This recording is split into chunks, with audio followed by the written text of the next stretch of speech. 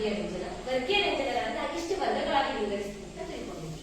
ಆದ್ರೆ ಇವತ್ತಿನ ಕ್ಲಾಸಲ್ಲಿ ವರ್ಗೀಯ ವ್ಯಂಜನವನ್ನ ಎಷ್ಟು ವಿಧಗಳಿವೆ, ವರ್ಗೀಯ ವ್ಯಂಜನದಲ್ಲಿ ಎಷ್ಟು ವಿಧಗಳಿವೆ ಅಂತ ನೋಡಿದಾಗ ವರ್ಗೀಯ ವ್ಯಂಜನದಲ್ಲಿ 3 ವಿಧ.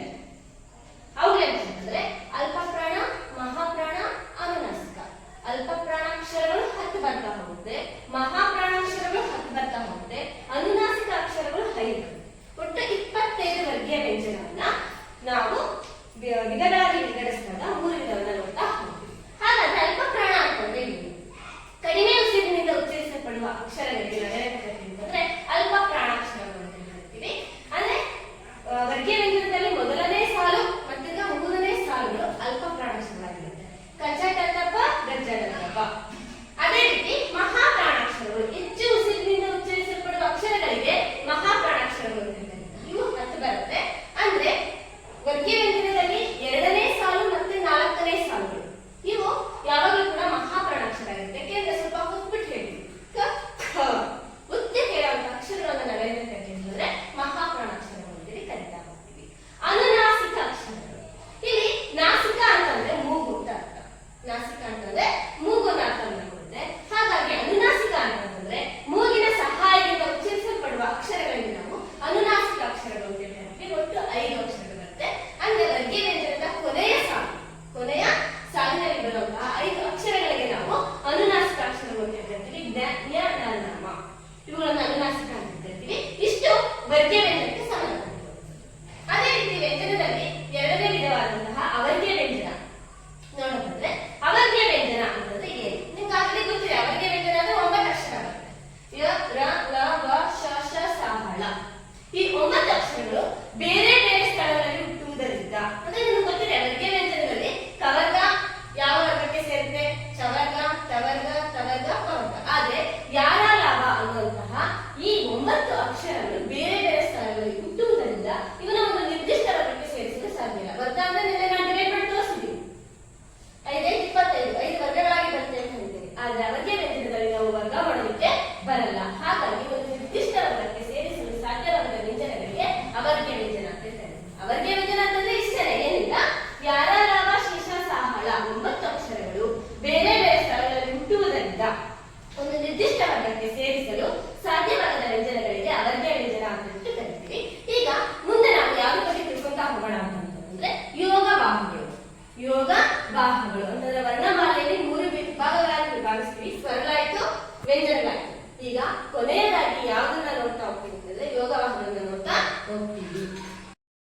ವ್ಯಂಜನದಲ್ಲಿ 3ನೇ ವಿಧವಾದಂತಹ ಯೋಗವಾಹಗಳ ಬಗ್ಗೆ ನೋಡೋದಾದ್ರೆ ಯೋಗವಾಹ ಎಂದರೆ ಜೊತೆಯಲ್ಲಿ, ವಾಹ ಎಂದರೆ ಹೋಗುವ ಎನ್ನುವುದನ್ನ ಕೊಡುತ್ತೆ. ಅಂತಂದ್ರೆ ಯೋಗ ಎನ್ನುವುದರ ಅರ್ಥ ಜೊತೆಯಲ್ಲಿ ಅನ್ನೋದಿರುತ್ತೆ, ವಾಹ ಎಂದರೆ ಹೋಗುವ ಅನ್ನೋ ಅರ್ಥವನ್ನ ಕೊಡ್ತಾ ಹೋಗುತ್ತೆ. ಅಂದ್ರೆ ಯೋಗವಾಹ ಎಂದರೆ ಜೊತೆಯಲ್ಲಿ ಹೋಗುವ ಅಕ್ಷರಗಳು ಅಂತ ಹೇಳ್ತು ಅದರ ಅರ್ಥವನ್ನ ಕೊಡ್ತಾ ಹೋಗುತ್ತೆ.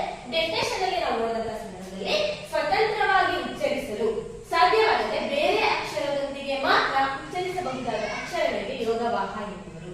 ಈಗ ಉದಾಹರಣೆ ನೋಡಿ, ಇದು 0. ಇದನ್ನ 0 ಅಂತಾನೆ ಕರಿತೀವಿ, ಇಲ್ಲ ಓ ಅಂತ ಕರಿತೀವಿ. ಆದ್ರೆ ಇದರ ಪಕ್ಕಕ್ಕೆ ಒಂದು ಅಕ್ಷರವನ್ನ ಸೇರಿಸಿ ಕಂ ಅಂತಂದ್ರೆ ಇದನ್ನ ಉಚ್ಚಾರಣೆ ಮಾಡೋದಕ್ಕೆ ಯಾವ್ದಾದ್ರು ಒಂದು ಅಕ್ಷರದ ಸಹಾಯ ಬೇಕೇ ಬೇಕಾಗುತ್ತೆ. ನೋಡಿ, ಈಗ 2 0 ಇರುತ್ತೆ. ಇದಕ್ಕೆ ಯಾವ್ದಾದ್ರು ಒಂದು ಅಕ್ಷರ ಬಂದಾಗ ಮಾತ್ರ ಅದನ್ನ ಹೇಳೋದಕ್ಕೆ ಸಾಧ್ಯ ಆಗುತ್ತೆ. ಇಂತಹ ಅಕ್ಷರಗಳಿಗೆ ನಾವೇನಂತ ಕರಿತೀವಿ ಅಂದ್ರೆ ಯೋಗವಾಹ ಅಂತ ಹೇಳ್ಬಿಟ್ಟು ಕರಿತೀವಿ. ಸ್ವತಂತ್ರವಾಗಿ ಉಚ್ಚರಿಸಲು ಸಾಧ್ಯ ಆಗಲ್ಲ, ಬೇರೆ ಅಕ್ಷರದೊಂದಿಗೆ ಮಾತ್ರ ಉಚ್ಚರಿಸಬಹುದಾದ ಅಕ್ಷರಗಳಿಗೆ ನಾವು ಯೋಗವಾಹ ಅಂತ ಕರಿತೀವಿ. ಈ ಯೋಗವಾಹವನ್ನು ನಾವು 2 ವಿಧಗಳಾಗಿ ವಿಂಗಡಿಸ್ತೀವಿ. ಯಾವ್ಯಾವ ಅಂತಂದ್ರೆ ಅನುಸ್ವರ, ವಿಸರ್ಗ. ಅನುಸ್ವರ ಅಂತಂದ್ರೆ 1 ಸೊನ್ನೆ ಬರುತ್ತೆ, ವಿಸರ್ಗ ಅಂತಂದ್ರೆ 2 ಸೊನ್ನೆ ಬರುತ್ತೆ. ಈಗ ಇಷ್ಟು ವರ್ಣಮಾಲೆಗೆ ಸಂಬಂಧಪಟ್ಟಿರುವಂತದ್ದು. ವರ್ಣಮಾಲೆಯನ್ನ 3 ವಿಭಾಗಗಳಾಗಿ ವಿಭಾಗಿಸ್ತೀವಿ. ಆ 3 ವಿಭಾಗಗಳನ್ನ ಯಾವ ರೀತಿ ವಿಂಗಡಿಸುವಂತ ಅಕ್ಷರಗಳ ವಿಂಗಡಣೆ ಮಾಡ್ತಾ ಹೋಗ್ತೀವಿ ಅನ್ನೋದ್ರ ಬಗ್ಗೆ ನಾವು ತಿಳ್ಕೊಂತಾ ಹೋದ್ವಿ.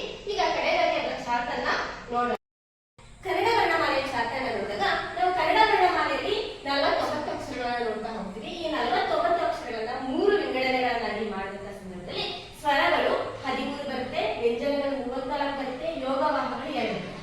ಈ 13, 34, 2 ಕೂಡಿದ್ರೆ 49 ಅಕ್ಷರಗಳು ಆಗ್ತಾ ಹೋಗುತ್ತೆ. ಈ ಸ್ವರಗಳನ್ನ ನಾವು ಮತ್ತೆ ವಿಂಗಡಣೆ ಮಾಡಿದಾಗ ರಸಸ್ವರ, ದೀರ್ಘಸ್ವರ ಅಂತ ಹೇಳ್ಬಿಟ್ಟು 2 ವಿಂಗಡಣೆ ಮಾಡ್ತೀವಿ. ನಿಮ್ಗೆ ಆಲ್ರೆಡಿ ಹೇಳಿದೀನಿ, ಸ್ವರಗಳಲ್ಲಿ ಸ್ವರಾಕ್ಷರಗಳಲ್ಲಿ ಅಂತಂದ್ರೆ 2 ಬರುತ್ತೆ.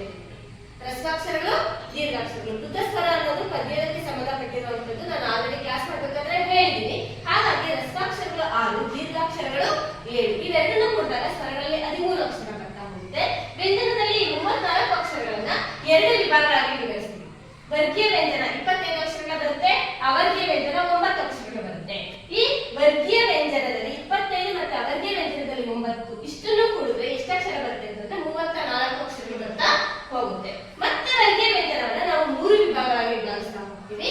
ಅಲ್ಪ ಪ್ರಾಣಾಕ್ಷರಗಳು, ಮಹಾಪ್ರಾಣಾಕ್ಷರಗಳು, ಅನುನಾಸಿಕ ಅಕ್ಷರಗಳು. ಅಲ್ಪ ಪ್ರಾಣಾಕ್ಷರಗಳು 10 ಬರುತ್ತೆ, ಮಹಾಪ್ರಾಣಾಕ್ಷರಗಳು 10 ಬರುತ್ತೆ, ಅನುನಾಸಿಕ 5. ಇಷ್ಟನ್ನು ಕೂಡಿದಾಗ ವರ್ಗೀಯ ವ್ಯಂಜನ 25 ಸಿಗ್ತಾ ಹೋಗುತ್ತೆ. ಇನ್ನೇನು ಅವರ್ಗೀಯ ವ್ಯಂಜನ 9. ಕೊನೆಯದಾಗಿ ಯೋಗವಾಹಗಳನ್ನ ನಾವು ನೋಡಿದಾಗ ಯೋಗವಾಹಗಳಲ್ಲಿ 2 ವಿಧವನ್ನ ನೋಡ್ತಾ ಹೋಗ್ತೀವಿ. ಅನುಸ್ವರ 1 0, ವಿಸರ್ಗ 2 0, ಒಂದು ಕೂಡಿದ್ರೆ 2. ಟೋಟಲ್ ಆಗಿ ನಾವು ಚಾರ್ಟ್ ಅನ್ನು ನೋಡಿದಾಗ ಕನ್ನಡ ವರ್ಣಮಾಲೆಯಲ್ಲಿ 49 ಅಕ್ಷರಗಳಿದೆ ಅನ್ನೋದನ್ನ ಇದೊಂದೇ ಚಾರ್ಟ್ ಇಂದ ನಾವು ತಿಳ್ಕೊಂತಾ ಹೋಗ್ಬೋದು. ಇಲ್ಲಿಗೆ ವರ್ಣಮಾಲೆ ಅನ್ನೋದು ಕಂಪ್ಲೀಟ್ ಆಗಿ ಮುಕ್ತಾಯ ಆಗುತ್ತೆ. ಅದೇ ಮಗು ಅ ಕಲಿತಾದ್ಮೇಲೆ ಏನ್ ಕಲಿತೆ ಅಂತಂದ್ರೆ ಕಾಗುಣಿತವನ್ನ ಕಲಿತಾ ಹೋಗುತ್ತೆ. ಮುಂದಿನ ತರಗತಿಯಲ್ಲಿ ನಾವು ಕಾಗುಣಿತ ಅಂತಂದ್ರೆ ಕಾಗುಣಿತಕ್ಕೆ ಏನಂತ ಕರೀತಾರೆ, ಕಾಗುಣಿತ ಯಾವ ರೀತಿ ರಚನೆ ಆಯ್ತು ಅನ್ನೋದನ್ನ ಮುಂದಿನ ತರಗತಿಯಲ್ಲಿ ನಾವು ಕಲಿತಾ ಹೋಗೋಣ. ಈ ವಿಡಿಯೋ ನಿಮಗೆ ಇಷ್ಟ ಆಗಿದ್ರೆ ಲೈಕ್ ಕೊಟ್ಟು ಸಬ್ಸ್ಕ್ರೈಬ್ ಆಗಿರ್ತೀವಿ ಕೇಳ್ಕೊತೀವಿ. ಅದೇ ರೀತಿ ಶೇರ್ ಮಾಡಿ. ಧನ್ಯವಾದ.